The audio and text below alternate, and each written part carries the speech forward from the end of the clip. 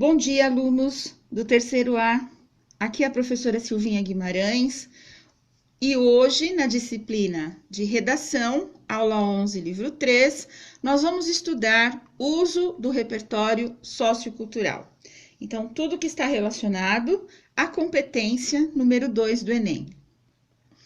O repertório sociocultural, ele pode conter afirmações e informações históricas,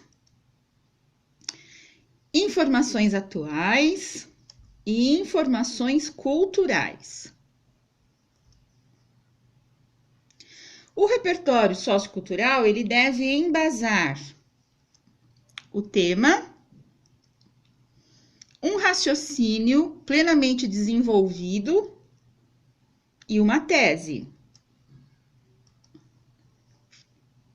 Vamos conhecer as maneiras de utilizar o conhecimento de mundo. Nós podemos usar o conhecimento de mundo através de citações ou através das diversas áreas do conhecimento. Vamos falar a respeito do uso de uma citação. É uma menção de ideias de autores consagrados e vai dar validade aos argumentos defendidos no desenvolvimento do tema. Vejam a importância de uma citação, mas precisa ser de uma personalidade consagrada, conhecida. O repertório pessoal, com nomes da ciência, da filosofia e das artes, indica que o candidato não está utilizando ideias de maneira aleatória, mas sim apoiando-se em argumentos de autoridade.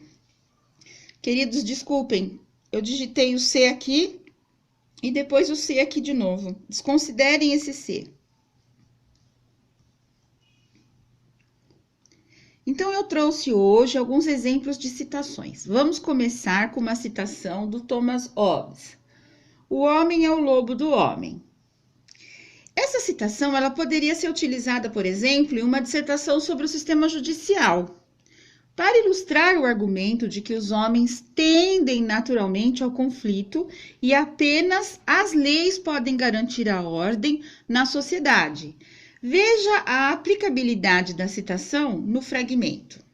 Vamos observar o fragmento para comprovar. Em uma sociedade plural, é necessário haver leis que assegurem o bem-estar coletivo. Se não houver controle sobre a individualidade, geram-se muitas vezes graves conflitos, pois o homem é o lobo do homem, já afirmava Thomas Hobbes. Mas quem é que foi Thomas Hobbes? Aqui nós temos a imagem dele. O Thomas Hobbes, ele foi um matemático, ele foi um teórico político, um filósofo inglês, e ele escreveu um livro, de Leviatã, e nessa obra, o Leviatã, ele explanou os seus pontos de vista sobre a natureza humana e sobre a necessidade de um governo e uma sociedade fortes. Veja a importância da personalidade consagrada. Tem um outro exemplo aqui. Vocês lembram do livro Quincas Borba? Gente, nós estudamos no realismo brasileiro, do autor Machado de Assis, onde ele fala a expressão ao vencedor as batatas. A competição, ela está presente o tempo todo no dia a dia da sociedade, ou no mercado de trabalho, ou nas relações afetivas. Então, os mais preparados apresentam-se em posição vantajosa, valendo assim a máxima ao vencedor as batatas, de Machado de Assis.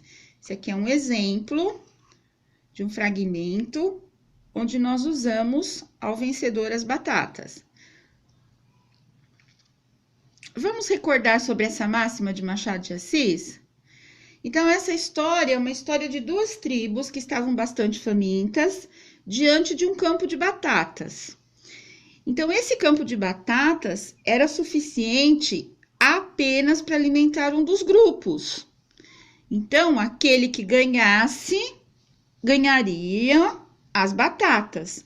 Aí, o Quincas Borba, que é um personagem filósofo da história, ele finaliza com a frase: ao vencido, ódio ou compaixão.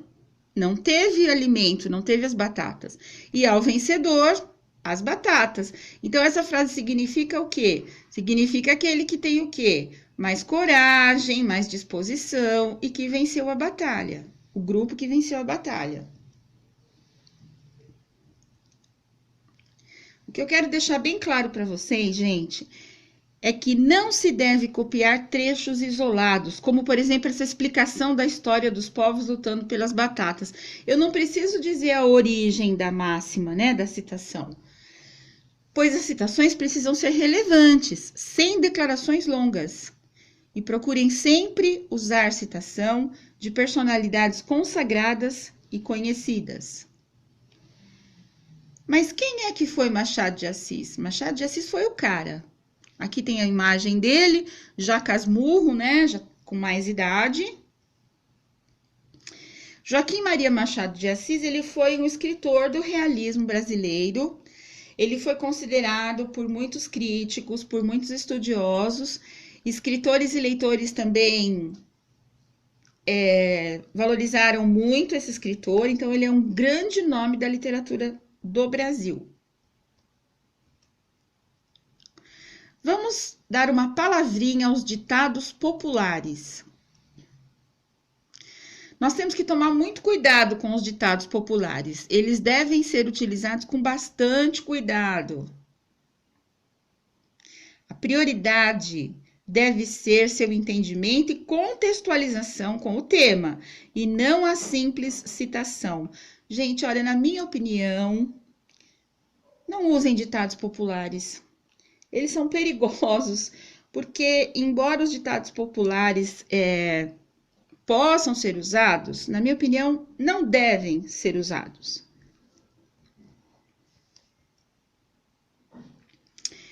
O uso de diversas áreas do conhecimento. A competência 2 do Enem deixa bem clara a necessidade de se utilizar em diversas áreas do conhecimento, pois é isso que vai garantir a legitimação necessária do repertório sociocultural, possibilitando uma maior pontuação. Veja a importância, gente, das aulas que vocês tiveram, de todas as disciplinas até o momento. Esse é o conhecimento de mundo do candidato.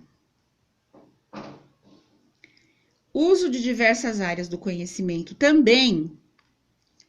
Não se pode abordar um tema apenas fazendo uso de discursos e ideias prontas. É preciso aprofundar-se em torno das questões envolvidas.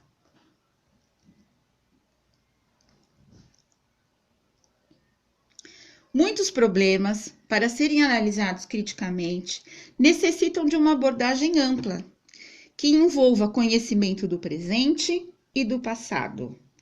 Então, olha, o Enem é isso. E o repertório sociocultural é exatamente isso também. É o atual e o antigo.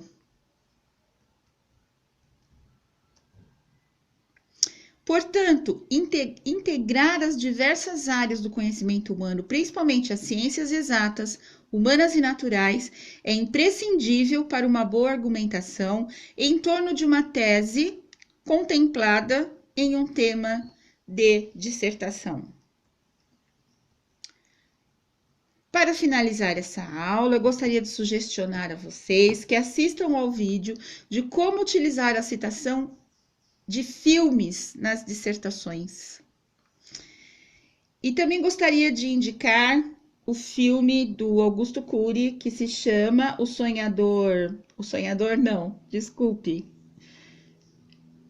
Vendedor de Sonhos, que está no Netflix. Vale a pena assistir, viu, gente? Dá para fazer boa citação com ele. Até a próxima aula.